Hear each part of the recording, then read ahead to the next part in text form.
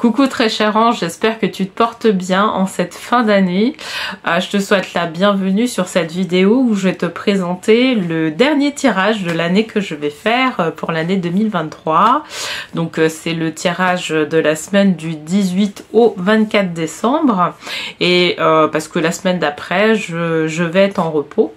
Et donc te préparer aussi les tirages pour l'année 2024 qui vont changer, mais je te parlerai ça dans une autre vidéo. Tu vas voir, il va y avoir des modifications sur la façon dont je fais les tirages. Donc pour à partir du 1er janvier 2024, hein, voilà, parce que c'est un lundi. Et donc là, cette vidéo-là va présenter le tirage des signes d'air.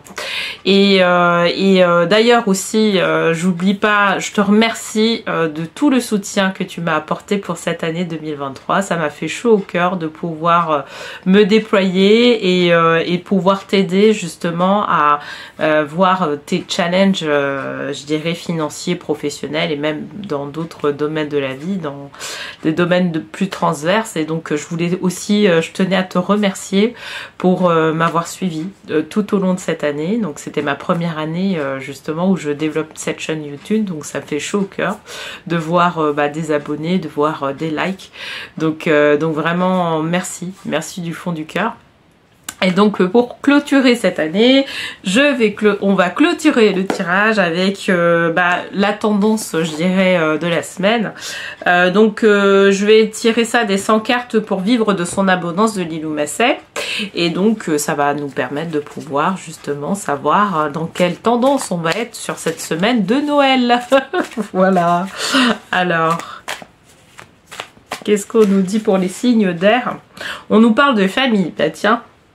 On est aussi dans une ambiance familiale. Alors, famille, je communique avec ma famille sur nos souhaits, nos projets et notre budget. Bon, je te montre la carte et on se retrouve pour le tirage de tarot.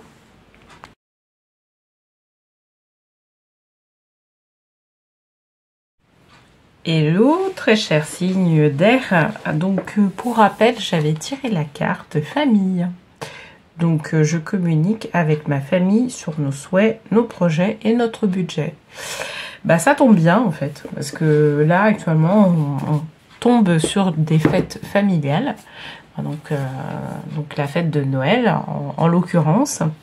Et donc, juste avant Noël, c'est bien d'avoir ce type de discussion aussi. Donc, on va voir de quoi ça retourne quand même pour cette semaine du 18 au 24. Ok, bon, alors...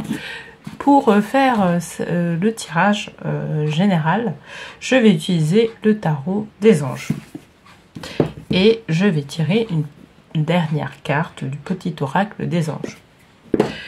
Allez, c'est parti. Je vais tout d'abord battre les cartes. Donc pour la semaine du 18 au 24 décembre, qu'est-ce qu'on nous dit pour des signes d'air ? Alors, on nous parle de détermination, donc 9 de bâton.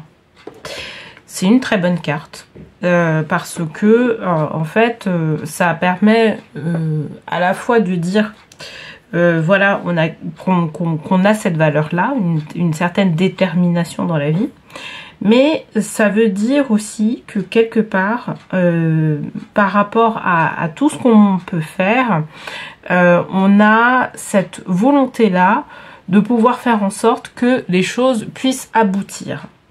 Et en fait, c'est ça que ça veut nous dire. Ça veut nous dire, au-delà du fait d'être déterminé par rapport à des actions qui sont menées, c'est que derrière, on sait que on a un rôle à jouer. Tu vois. Moi, ça me parle plus de rôle, en fait, à jouer. Là, pour le coup, on sait quel rôle on doit tenir au sein de notre famille, mais là, même au-delà de ça, c'est au sein d'un groupe. C'est comme si on avait une conscience de nous-mêmes qui était assez claire, en tout cas qui a été clarifiée ces derniers temps, et qui nous permettent de pouvoir nous mettre en confiance par rapport à la vie, parce que on sait quelle est notre place. Alors ça va concerner certainement pas beaucoup de personnes qui ont, je dirais, fait cette démarche-là pendant plusieurs années ou pendant un petit laps de temps, de pouvoir mieux se connaître, tu vois, de pouvoir savoir en fait en quoi voilà, quelle est leur place dans leur famille, quelle est leur place au sein de la société, quelle est leur place au sein de je dirais, d'une entreprise, tu vois, ce travail-là, parce que moi, ce qu'on me dit, c'est que au départ, ce travail-là, il n'a pas été évident à mettre en place. Parce que, justement, il y a peut-être 9 ans, pour moi, ça me parle de 9 ans. Il y a peut-être 9 ans, on n'avait pas forcément... On se posait la question. Donc, 9 ans, ça fait 2023, donc 2014. Il y a 9 ans, en fait, on se posait la question de savoir vraiment quelle est notre place, notamment au sein de notre entreprise. Et on n'arrivait pas, même si, tu vois, on était dans un poste qui était bien, qui était alloué pour nous, voilà, qu'on a postulé, sur lequel on a postulé, et voilà, et qu'on fait les tâches relatives à ce poste-là, et en fait, ce qu'il faut savoir, c'est que on n'avait pas l'impression d'être, tu sais, vraiment dans sa mission de vie. On occupait une place, ok, mais dans une société, dans un environnement bien particulier, mais on avait l'impression, en fait, d'être un peu une marionnette, si je puis dire ça comme ça, plutôt que d'être dans une...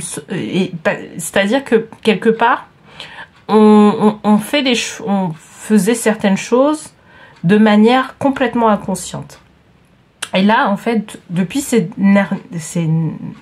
dernières 9 années, ce qui s'est passé, c'est que on est allé chercher au plus profond de nous-mêmes ce qui fait que nous soyons uniques. Donc, on va parler plutôt d'unicité, tu vois, cette semaine-là.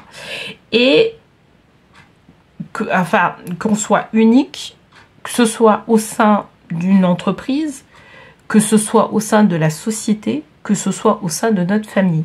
On sait quel rôle on doit jouer, d'accord? Et ça nous parle de ça. On va tirer une deuxième carte pour avoir un peu plus de précision par rapport à avoir des précisions par rapport à ça. On parle beaucoup de l'entreprise pour l'instant, parce que que tu sois salarié, que tu sois entrepreneur, tu sois retraité aussi, tu peux trouver aussi, je dirais, cet écho-là au sein des activités. Si par exemple tu fais des activités pour pouvoir avoir des compléments de revenus, tu peux aussi t'identifier par rapport à ça. Mais là, ça parle beaucoup de ça. D'accord? Pour moi, faut pas se cantonner qu'à la famille, tu vois, ta famille d'origine, ta famille dans laquelle tu es né, la famille dans laquelle, voilà, tu t'es marié, ou voilà, tu as un conjoint ou une conjointe, etc. Faut voir ça sur un groupe de personnes, en fait, tu vois. Et ce qu'on demande, c'est de pouvoir communiquer au sein d'un groupe de personnes.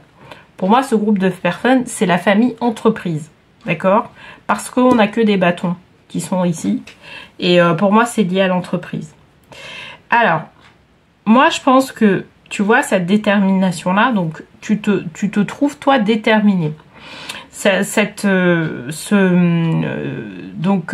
Certainement que pendant un certain nombre d'années, parce que pour moi, c'est pas un nombre de mois, c'est plutôt un nombre d'années, tu as cherché à savoir qui tu étais. Tu as cherché à savoir quelle est ton unicité, quel est ton ikigai. On va remettre un peu la couche sur l'ikigai. Quel est ton ikigai?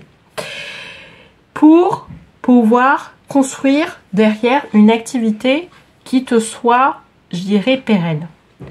Il se pourrait que cette semaine, tu puisses, je dirais, suite à un bilan que tu as fait, que tu puisses te rendre compte que maintenant, tu es peut-être plus à même de pouvoir construire ta propre activité. D'accord? Une propre activité, parce que tu es conscient de tout, de ce que tu peux faire. En fait, et c'est ça qu'elle nous dit, la carte de bâton.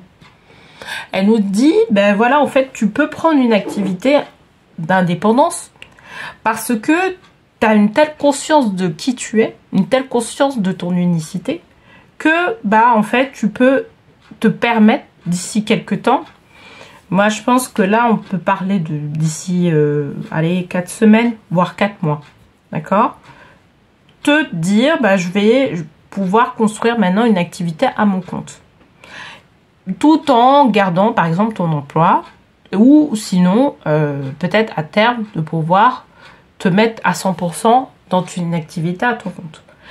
Et en fait, tu as peut-être la possibilité cette semaine, c'est ce qu'on nous indique, de pouvoir communiquer autour de ça, d'accord, de cette volonté-là de construire une activité à ton compte.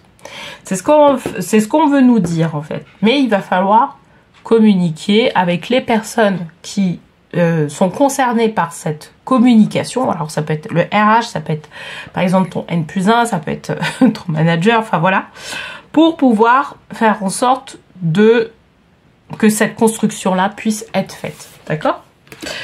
Alors, je vais tirer une troisième carte.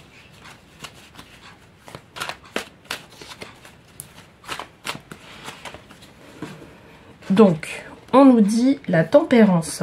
Ok? Donc, tu vois,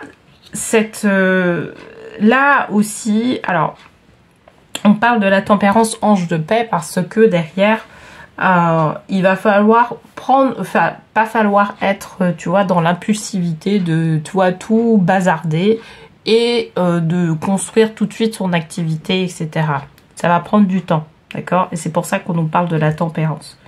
Je pense pas que ce soit sur 4 ans, je crois que c'est sur les 4 prochains mois, donc à partir du mois de janvier, donc on tombe à avril-mai. Mais de pouvoir se dire, bah, je vais prendre chaque chose en son temps. Parce que les personnes aussi autour de toi, doivent prendre en compte en fait que tu as cette volonté-là de pouvoir construire quelque chose qui soit à ton compte. Donc, ça va nécessiter de la communication et ça va nécessiter aussi de pouvoir se libérer peut-être du temps. Tu vois, si ton entreprise est ouverte à ça, bah voilà, ça sera le fait, ça sera pouvoir peut-être te libérer du temps ou pouvoir dire que effectivement il va y avoir une rupture par rapport à l'entreprise à un moment donné, si tu es dans cette idée-là aussi de le faire, mais que cette rupture-là, tu souhaiterais la mener dans 1 an ou enfin voilà, tu vois. Et c'est là, parce que là en fait c'est vraiment cette communication-là qui va permettre de pouvoir ouvrir le champ des possibles et de pouvoir savoir en fait quelle va être ta vision sur l'année 2024 et de pouvoir établir pas à pas ce que tu dois construire pour pouvoir créer cette activité-là. D'accord ? Donc c'est pour ça qu'on nous sort la tempérance. Il va falloir justement canaliser un peu tout ça. Voilà, gérer le temps correctement pour pouvoir justement arriver sur ce développement-là d'activité. Ok? Allez, je vais tirer une dernière carte pour conclure le tirage. Donc, transformation. À travers le merveilleux amour qui te tend les bras, tu te transformes à chaque mouvement vers toujours plus de lumière, toujours plus d'unité, toujours plus de sagesse. D'accord? Donc, petit à petit, en fait, tu vas voir, c'est pour ça qu'on tire la carte de transformation.